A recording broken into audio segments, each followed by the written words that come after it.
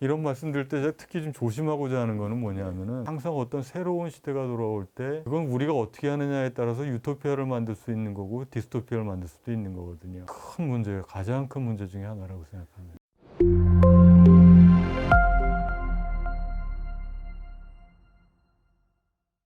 나라경제 독자 여러분, 2022년을 맞이해서 우리 나라 경제에서는 연중 기획으로 코로나 시대에 이 시대를 어떻게 살아갈 건지 인문사회, 자연과학 전반에 걸친 석학분 모시고 대담을 나누고자 합니다. 오늘 모시는 선생님께서는 영미 분석 철학을 전공하셨지만 동양 철학과 서양 철학의 경계를 넘나드시는 서울대 철학과의 김기현 교수님입니다.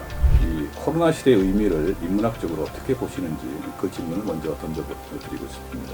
이제 코로나 시대라는 게 굉장히 중요한 문제를 제기하고 있는 것 같습니다. 이게 어떻게 보면은 저는 사적인 영역하고 공적인 영역 사이에 이제 긴장을 유발하는 문제라고 생각합니다.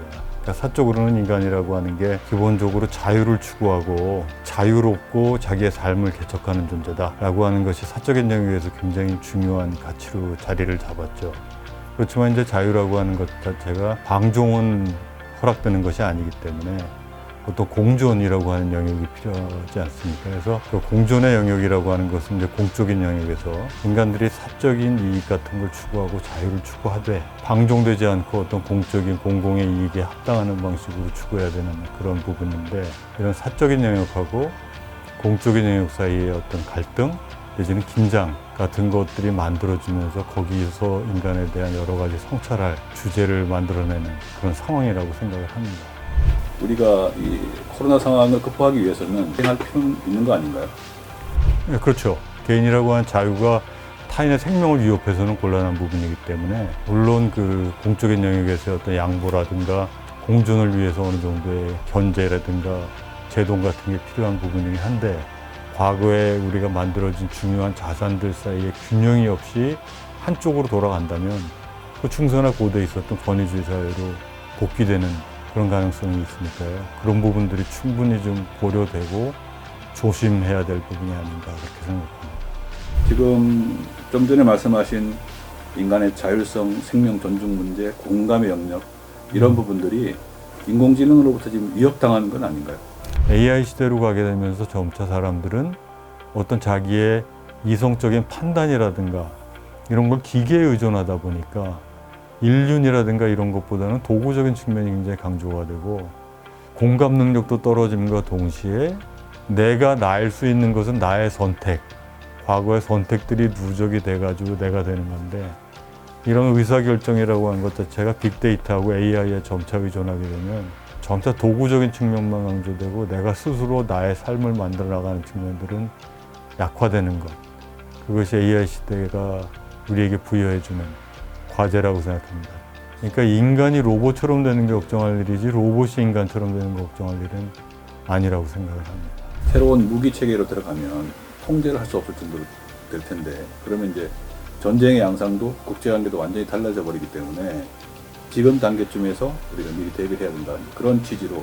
그래서 그거는 충분히 가능한 일인데, 이제 중요한 건 뭐냐면 그것들을 통제할 만큼의 인간들의 어떤 규범을 만들고자 하는 의지, 이런 것들이 보완이 된다면 충분히 막을 수 있는 건데, 저는 그래서 AI가 갖고 있는 그 위험성은 이중이라고 생각합니다. 한편으로는 극도의 파괴적인 기계장치를 만들 수 있는 부분도 있지만, 다른 한편으로는 그거를 경계하고 통제할 수 있는 인간의 공감이라든가 어떤 윤리적인 의식 같은 것들이 보완이 돼야 될 텐데, 오히려 더 필요한 부분인데, 그런 부분들은 그 이성이 점차 도구화되면서 약화되고 있는, 그것이 우리가 경계해야 할 부분이 아닌가 생각합니다. 이런 말씀 드릴 때 제가 특히 좀 조심하고자 하는 거는 뭐냐면은 항상 어떤 새로운 시대가 돌아올 때 그건 우리가 어떻게 하느냐에 따라서 유토피아를 만들 수 있는 거고 디스토피아를 만들 수도 있는 거거든요. 그러니까 이 테크놀로지라고 하는 건 어차피 우리 손에 있는 도구인데, 항상 너무 주목을 끌기 위해서는 디스토피아에 대한 얘기들을 너무 많이 해요.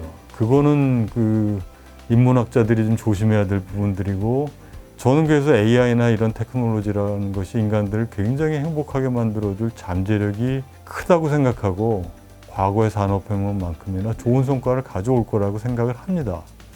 근데 그러기 위해서는 가능한 부작용들에 대한 통제할 수 있는 어떤 능력 같은 것도 함께 고양이 될 필요가 있다는 생각을 갖고 있고요. 그래서 그 부분에 대해서 이야기를 하다 보니까 어떤 면에서는 그 디스토피아적인 얘기, 그림자와 어두운 부분에 대한 이야기를 할 수밖에 없는 거고, 그거 하는 건 당연하다고 생각합니다.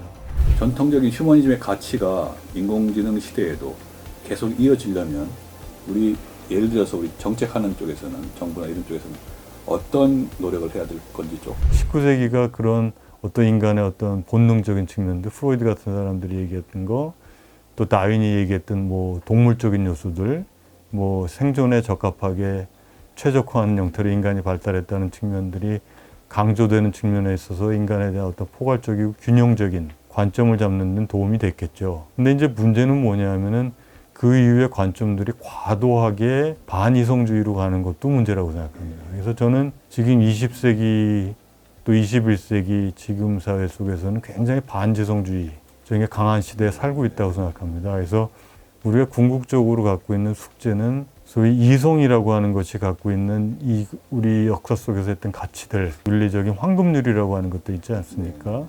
그래서 이성적이고 어떤 성찰적인 부분들, 자기의 어떻게 개인적인 이해관계를 넘어서서 또 생각할 수 있는 사고력을 키우는 것, 그것이 제가 볼 때는 가장 큰 과제라고 생각하고요. 그래서 그런 부분에서 어떤 정부의 역할도 난 그만큼 중요하다고 생각합니다.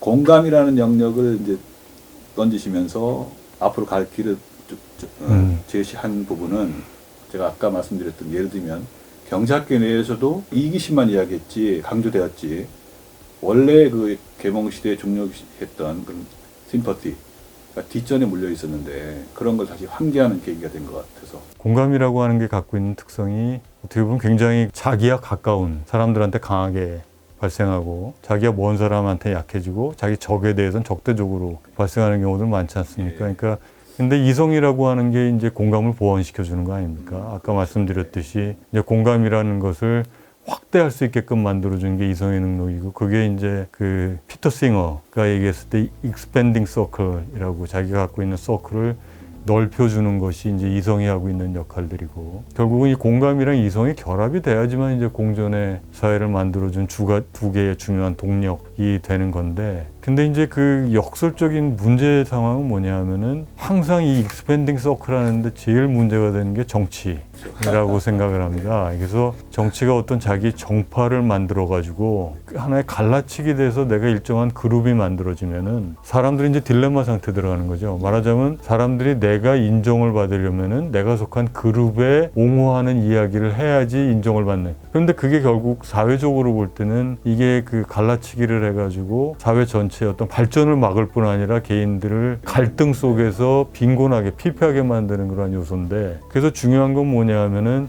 정치라고 하는 조직이 이 사회 자체를 건강하고 발전되게 하려면은 갈라치기라고 하는 것 자체가 적어지게 할수록, 가급적이면 다른 입장에서 보면서 갈등이 적게 만들어야 되는데 갈라치기가 심해질수록 사람들의 공감 능력은 약해지는 것이고, 그리고 이성적으로 볼 때도 갈라치기가 심해지면은 개인에 있어서의 도구적으로 그 집단을 옹호하는 발언하는 것 자체가 생존에 도움이 되는 것이 더 강화되는 형태로 간단 말이죠. 내가 속한 집단에 옹호되는 발언을 하는 것이 더욱더 유리해지는 그런 상황에 반대쪽으로 가야 되는데, 지금 세계적으로 보나 뭐 우리 국내적으로 보나 정파성, 갈라치기 이런 것들이 강한 거는 저는 큰 문제예요. 가장 큰 문제 중에 하나라고 생각합니다. 이 팬데믹이라고 하는 것이 기본적으로 보면은 지금 우리 모든 사람들의 갈등이나 계급적인 차이라든가 이해관계의 차이를 넘어서서 공동의 적이 나타났기 때문에 포괄적인 연대를 만들어낼 수 있는 중요한 기회가 될 수 있으리라고 생각합니다. 그렇기 때문에 우리가 주어진 중요한 과제는 팬데믹이라는 걸 통해 가지고 연대를 강화시키되, 그것이 갖고 있는 어떤 생명에 대한 위협을 넘어서 가지고 연대를 양육시킬 수 있는 양분을 어디서 찾아야 되는가. 저는 그거는 결국은 우리가 갖고 있는, 인간들이 갖고 있는 어떤 이성적인 부분들, 또 공감대라고 하는 부분들을 이야기하고 있는데, 그래서 제가 자꾸 공감과 이성을 이야기하고 있는 이유가 이 팬데믹 상황이 갖고 있는 어떤 더블 블레싱 중에서 인간에게 복이 되는 방향으로 가기 위해서는 이 두 가지를 아무리 강조해도 지나치지 않다는 생각이 들어서 자꾸 말씀을 드리게 되는 거예요. 그래서 어떤 균형이라고 하는 것 자체가 이성적인 균형, 그리고 이런 생명을 위협하는 상황 속에서도 그거를 뚫고 나의 어떤 동물적인 본성으로 가지 않고 어떤 공존의 어떤 규범 같은 거에 연대, 이런 쪽으로 갈 수 있는 걸 어떻게 만들어낼 것인가. 그것이 결국은 이 팬데믹을 나서면서 우리에게 주어진 숙제라고 생각합니다. 이거는 뭐 인문학 하는 사람뿐 아니라 과학 하는 사람, 사회과학 하시는 분, 모든 사람들이 함께 힘을 모으고 고민해야 될 부분이 아닌가, 그렇게 생각합니다.